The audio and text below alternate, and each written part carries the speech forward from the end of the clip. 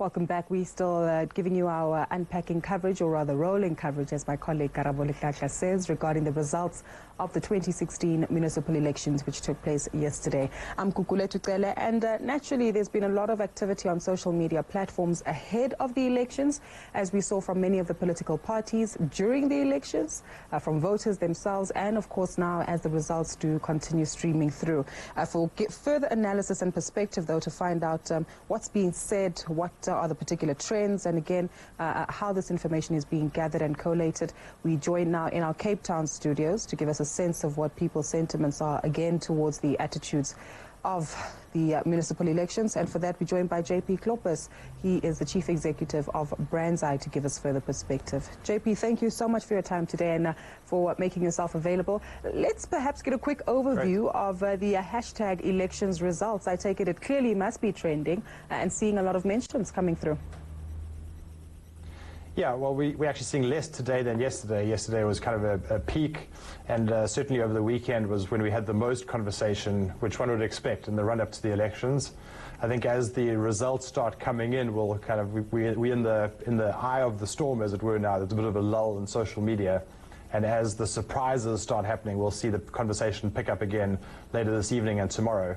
I think in what we've seen, though, I've been personally encouraged from a technical perspective that South African social media is also coming of age, and we're seeing a very close resemblance in the numbers that we saw beforehand from a sentiment perspective, you know, in terms of who people were advocating for, in what's actually translating into votes in the preliminary polls that are coming out.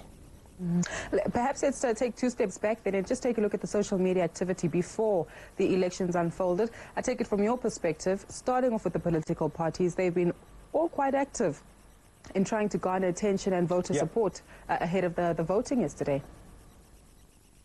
They have been very active. Well, the DA and the EFF have been very active. I would say the ANC not as active. We've seen quite a similar amount of activity almost across the parties. And if you look at the leaders, we saw a similar amount of actually number of tweets from Mumusi as well as from Julius Malema. I think what has been interesting, just looking in the election sort of post results now, is that our anticipation beforehand was that social media would be an exaggerated expression of which way the vote would go. You know, if we look at Tshwane, for example, we saw the EFF with 27% of the advocacy in the city of Tshwane, but that's only translating at the moment into a 9.7% of the vote. And similarly with the ANC, we saw them with 36% of the conversation, and they overshooting that in Tshwane with 41%. The DA has been the one across the board that's surprising. We thought beforehand the stats were almost over-exaggerating their market share, for lack of a better word. But in the preliminary results, they're kind of even beating those exaggerations, and that has been surprising to me in the kind of three contested metros that we've been keeping a close eye on. JP, what's driving that, though? Does it have to do with the hashtag, what, things my money did? No, I think it's deeper than that. You know, social media is often a very rapid expression of what's happening on the ground, and what we're interested in our kind of mission, in terms of what we focus on as Brands Eye, is really trying to establish baselines and sentiment, and to see how those baselines shift after we almost remove the hashtags. So I think in the moment the DA did well with their vote for change, but what we've seen in the post-election kind of discussion today is people almost commenting on saying the youth have been coming out and voting for change, you know, voting for the future, change for the future. So I think what the DA have done well is in kind of connecting to the hearts of people in their message. The EFF, mind you, did a good job at that as well. I think they were just way too distributed in their efforts, whereas the DA was very focused. The ANC, from what we saw on social media, were very reactive in just sort of coming back at the other parties and almost fighting fires on many fronts. But what we've seen, and if you take a sort of macro view of the trajectory of social media over the past couple of years, is the sort of growing groundswell which the DA has managed to achieve both on social media and practically, And so social media has kind of gone ahead of them in kind of influencing what happens. And I think that's the magic of using this as a tool, is to measure those baselines and then to see, okay, how are people feeling today, and are we actually meeting them where they're at to influence the decisions they're going to make tomorrow? Just to get your perspective before we get some insight into some film that's come through, are we seeing a lot more activity on social media platforms like Twitter versus the likes of Facebook and Instagram? We're seeing about half of the conversation come from Twitter. So at the moment, there's, for the ANC, they've got 56% from Twitter. And if we look across the board, that's about 50% and about 45% coming from Facebook. Only about 2.5% from Instagram. So between Facebook and Twitter, those really cover the majority. And that was pre-election. In the kind of post-election, in the past 24 hours, Twitter's really ramped up in taking now 65% of the sort of conversation share. But between those two platforms, it accounts for 95% of the conversation. Small portion of Instagram, just the kind of out of the ballot box selfies, the non-illegal type, which we see people putting on Instagram. But most of the kind of opinions and where the hearts of people, the opinions of people are fought for, is happening on Twitter and Facebook. Fantastic. JP, we're going to take a brief break and get some perspective now on some of the shortcomings related to the political elections. And just after that, we'll certainly come back to you to get some further perspective on the results and the conversations taking place between the highly contested metros, especially on social media. But as we turn our attention now on this particular piece of film, that despite a number of reported shortcomings by the ANC over the last 20 years, many citizens remain committed to the party and the hope that their livelihoods will improve. CNBC Africa reporters spoke to Anna Molokome, who said that despite some disappointments, she will continue to vote. Anna Molokome lives in Tembisa, a township on the east of Johannesburg in South Africa. Today, Molokome woke up at the crack of dawn to cast her vote, in spite of a long struggle since the dawning of democracy. Molokome has been waiting for an RDP house for 20 years. She has lived in the township since 1983, when she came from Limpopo in search for a job. Molokome has been living in a tiny backyard room the size of a toilet cubicle. I applied for an RDP house in 1996. And until today, I am still on the waiting list. I haven't received my house. I'm still living in a room.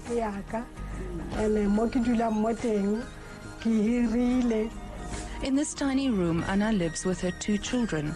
One is 35 years old and the youngest is 18. I live with my children. As you can see, I have 2 beds in one room. I do everything in this small room. Since applying, the officials keep telling us that to update our CVs so that they can enter our names on the database.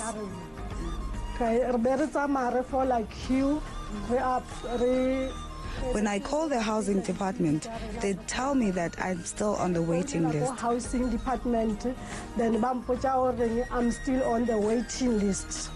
I don't know how many times I went there to inquire about my house. In 2003, they called me, and when I got there, they told me to go back home and wait for the process. The person I spoke to even gave me a project number and told me that my house is out. I then went back to their offices, and one of the officials told me that the project has failed.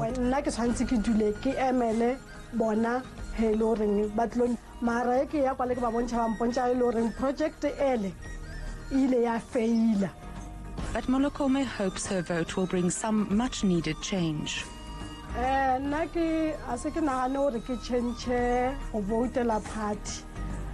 I voted because I still have hope that I will get my house.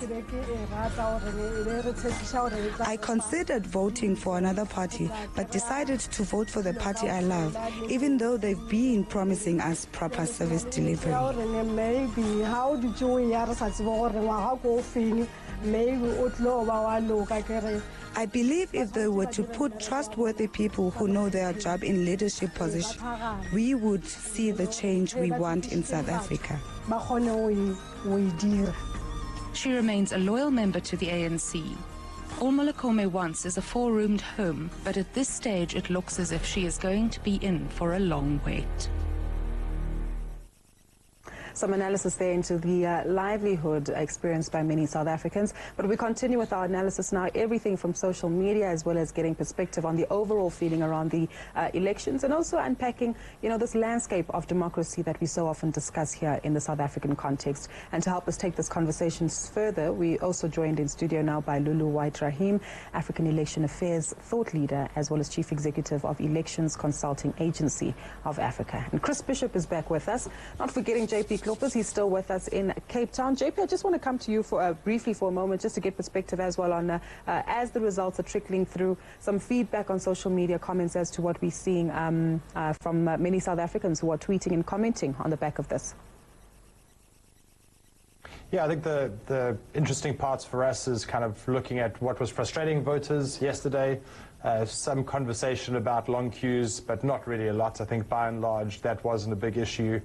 Very little conversation as well about any corruption. The odd bit of content about kind of ballots not coming in or not being there on time. But I think by and large, from what we've seen, very well run election this time around, which is good. Well done to the IEC. I think the interesting thing for us was just the commentary on the youth. There's a lot of almost a difference in opinion from the press versus people on the ground. I think there's a lot of mentions from the press about the youth not coming out to vote, whereas a lot of the conversation on Twitter was almost encouraging about the number of youth that they did see out to vote. A few sort of anecdotal stories of youth rather preferring to go and play football than come out and vote. But I think by and large, from what we've seen on Twitter, we will wait to see the final results. It looks like it's been kind of a good turnout and encouraging from a youth perspective. Well, to come back now to the desk to get a perspective on the overall excitement as well as nervousness on the numbers, we've got Lulu. Lulu, great to have you with us again in studio today. Thank you very much for having me. I just want to get your view on the excitement and the change in dynamics that we see as these results trickle through. Quite obvious to say that Nelson Mandela Bay has gone to the DA. Joburg and Tshwane, very tight. Yeah, Joburg and Tshwane is very tight, but you need to remember Joburg and Tshwane have the largest townships that still have not been tallied. So you'll really know the true story, maybe around 5 in the evening today, 5, 6 or 7, you'll have the true story. But what I can tell you is that when I was watching the commentary in the morning, ANC was at 34%, the DA was already at 46%. Yeah. So it's quite interesting to see how it's already started. The ANC has already started climbing up. So it's very clear that, with the City of Tshwane, I think it's 1 or 2% difference now. Whereas 2 hours ago, it was much, much, much lower than that. So you can see that the township votes are actually starting to be tallied up. So, and as predicted yesterday, I do think that the City of Tshwane in Johannesburg will still go to the ANC. And as correctly predicted yesterday with regards to Nelson Mandela Bay, that I'm a bit skeptical whether the ANC will be able to retain that one. In other words, you want a roll, girl. Yeah. Well, just the figure says 45 to 41 in Tshwane, the latest, but there's still 55% of the vote to be counted. Yeah, absolutely. And Joburg, it's 44 to 40 with just 30% counted. Yeah. So, as you remember in the national elections, there's always a gaining process. Do you think it's likely that either the ANC or DA could get the 50% they need for control? I think, from my analysis, I actually think that they may be just a percentage short, either one. They may just be a percentage short. I think there is a possibility of them going into coalitions with other smaller political parties. And it's very interesting to see how the EFF has actually come up among the ranks. I mean, it's now number 3 both in Johannesburg and in the city of Tshwane, which then basically means that either EFF will, possibly become the kingmaker. Yeah, if either one of these two do not get the 50% that they require, but then they'll possibly end up being the kingmaker. But I do think that 50%, if not 49%, a percentage short of the 50%. And if that is the case, then they may need to get the absolute majority. So in council, they may need to actually get into bed with one of the smaller political parties. Yeah. How do you think that would work if it was the EFF and the ANC? It would be very interesting dynamics because, I mean, as we know, we've seen through the media, the EFF does not really have a good relationship with both the ANC and the Democratic Alliance. And we've heard very strongly in the media the leader of the EFF saying very clearly that they're not looking forward into going into any coalition. But either way, whichever political party that wins or that is close to winning will possibly be able, you know, particularly, I'm still of the view that the ANC is going to take it away, not with the absolute majority that they're used to. However, they will basically win.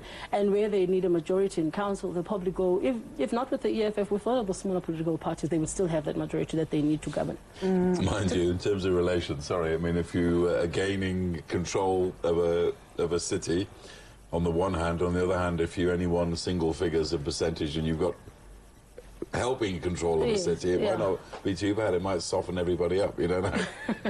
It might make it uncomfortable. It might be uncomfortable as well, yes. Very. Yes. Coming back to the social media theme, we did hear JP mention that there has been quite a lot of activity from young individuals and the youth participation. From your perspective, I know we don't have the nitty-gritty details as to how many young individuals might have participated in the elections, but coming back to the social media front, I think it's fair enough to say that South African youth have become a lot more vocal. Absolutely. It was very interesting. I think also when we had our discussion yesterday, I did say that the youth has really come out strongly in this particular election. And obviously it's mainly because of the many burning issues that have been out in the media with regards to education, with regards to access to housing, and a lot of employment opportunities particularly came out at the top of their priorities. And I think, I expected it from my view that the youth would actually come out. And that is the reason why we've got such high voter turnout percentages. I think the IEC was standing, with the current vote, they were standing at 60 point something% in terms of the voter turnout. And you can tell that that majority of that would actually come from the youth. It would really be interesting if the IEC could actually, provide us a breakdown of exactly what are the percentages that we're looking for. And it's wonderful because all these other previous years we've actually been complaining about apathy, particularly from the youth. So this time the youth have actually really stepped up their game in that space. Exactly. JP, I'm not too sure if you can give us further insight as well. I know you do have some analysis on the discussions and conversations, but from the youth and young individuals who are tweeting and sharing their insight, I take it a lot of the conversation has been based around themes like education as well as employment opportunities. Paint a picture for us here. Yeah, I think it's both of those, and the kind of future for the children has been a big theme that's come through. Just coming back to your earlier point on Tshwane versus Johannesburg, and does the ANC have the legs to kind of carry them over the 50% line? What we saw on social media is it looks like in Tshwane, the EFF is stronger than in Johannesburg. So I think that while at the moment both look fairly similar in the votes that have been counted, if there's going to be a surprise, I think it's going to be from the outlying regions, whether that's the townships or other. That's really, I think, where the battle's been fought between the ANC and the EFF. And the big question is, can the EFF pull some more of those? And I think in Tshwane we're going to see a surprise there. I don't think the ANC, according to the social media numbers, whatever they mean in South Africa, that they're going to manage to pull that one over the line. Johannesburg, they were quite far ahead. They're 7 points ahead in our numbers on the DA. So the fact that the DA is ahead in Johannesburg now is surprising to me. So I'm agreeing with the conversation to say I think in Johannesburg the ANC could still pull ahead. Whether they can get as far as 50%, I don't think so. Jury's out from my perspective. Tough one, huh? Yeah, and so I keep still getting SMSs from the political parties involved. A day after. Yeah, I keep saying, look, it's too late now. But the traffic during an election like this, when is the traffic on social media? When is it at its peak? Oh, that's a good question. I can check that. If we look at kind of the past month of data, we saw a spike. We had almost 80,000 mentions just yesterday coming in from the election, and that was the highest by a factor of 2. So it really is kind of steady, and then in the week before it ramps up. The kind of daily average in the month previous is about 15,000 kind of points of conversation a day, and then that ramped up to 80,000 yesterday, 50-odd thousand the day before.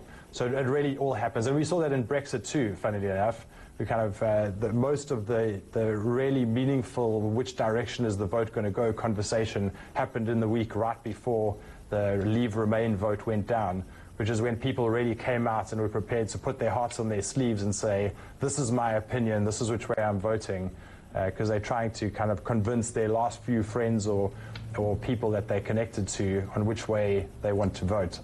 We were talking earlier in the program about this issue of political loyalty, how in this country in particular there's 3 and 4 generations of one family who've all voted exactly the same way. This social media, do you think it increases the pool of floating voters out there in society? I do. I think we saw it in the UK, we're seeing it in the US as well. I think the political influence, if we look back generations, did very much carry along family lines. You had to do a lot to be able to kind of gather the energy and the inner resolve to say, hang on, parents and broader family, I'm going against what you're saying. What social media has given people is another community to belong to.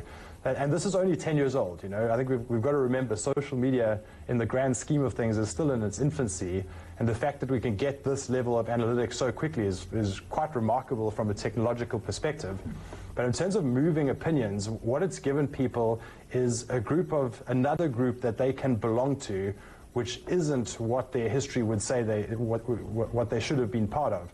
And I think that's been immensely powerful. So I think where in South Africa the kind of broader influences have been, and I'm not talking about the famous people speaking, I'm talking about people with maybe 500 to 5,000 followers, you know, who have some influence, and where that influence is in areas where others can't get to, where somebody who's kind of on the fence, maybe a little bit disillusioned with what they've seen their family do, can look at somebody like that and say, hey, if I make a different decision here, I could end up like that.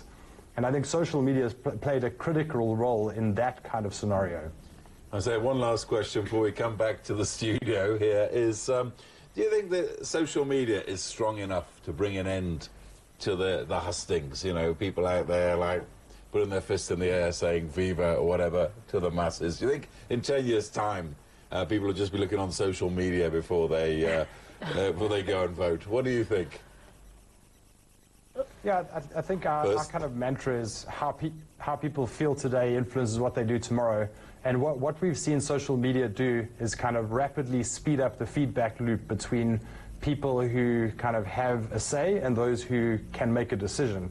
And so in that sense, I think that's going to increase. I think it's going to be hard to pull the veil over voters' eyes like it may have been possible in the past, not just in South Africa, all over the world, because the kind of ability to pull back the curtain on the Wizard of Oz machine and say, look, this is all that's inside, whether you're a political party or a company, that's becoming more and more possible, and so it's harder to hide. So to me, that's good. It means that if a leader wants to stand up and be credible, they've got to be authentic in kind of their message being consistent with their life, because you can't hide anywhere. So, Lulu, what do you think? Think there could ever be a day when we don't have rallies and hustings and knocking door to door, people just... I'd worry about that. Yeah. Look, I think I would actually worry about that. But I agree very much with what JP is saying. Just also reiterate what we were discussing yesterday, that social media has actually held people much more accountable than they ever were before. Where a leader was not able to reach out to the people initially, now social media basically is out there in the open, and that particular leader or member of government is then made to respond. So it's real-time response, which is very good. However, I do think that if it had to go to that level where there are no rallies or door-to-door campaigning, it would remove the leaders from the people. So it's definitely something that would actually you'd have to worry about in the future. Social media is good to enhance and accelerate issues, but at the end of the day, people need to know that they still need to go back to the grassroots to speak to the people at the bottom. Can it unseat governments? Yes, it has. I mean, in Turkey, was it Tunisia, and in Egypt with the Arab Spring, you know. So you do remember that then there was a change in the status quo, and there was a change in governments as a result of that. It had a huge impact also with regard to the Brexit. Yes. No, sure. Yeah, a few weeks ago. So you realize the impact that social media does have.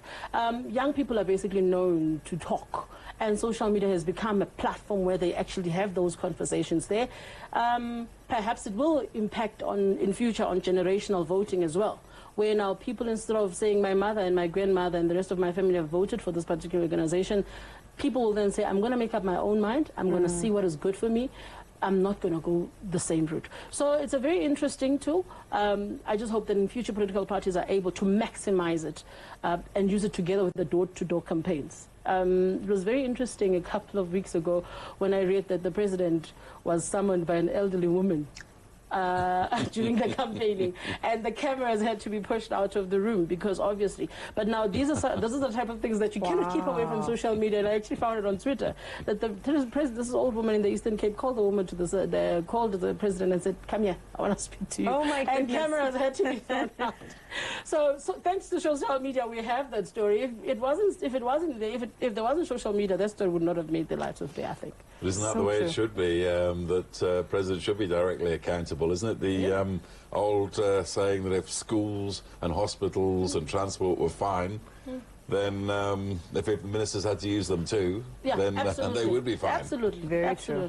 Yeah, but oh well, the social. I'm sure this time next municipal election, there's going to be a lot more advancements in social media than there are. But. Well, we do look forward to when that does come about, and I understand that we are about to take a brief ad break. A big thank you once more to JP Kloppers for joining us today, Chief Executive of Brandside. There, I found you, for joining us today and for giving us perspective. We'll continue to keep in touch with you, JP, to get further insight as the day continues. Great. And not forgetting Lulu, who stays with us to continue with our conversation further as we bring you ongoing post-analysis on the elections results from the 2016 municipal elections. We're going to take a quick ad break. When we come back, we'll cross to Karabo, who is at the IEC Results Operations Center.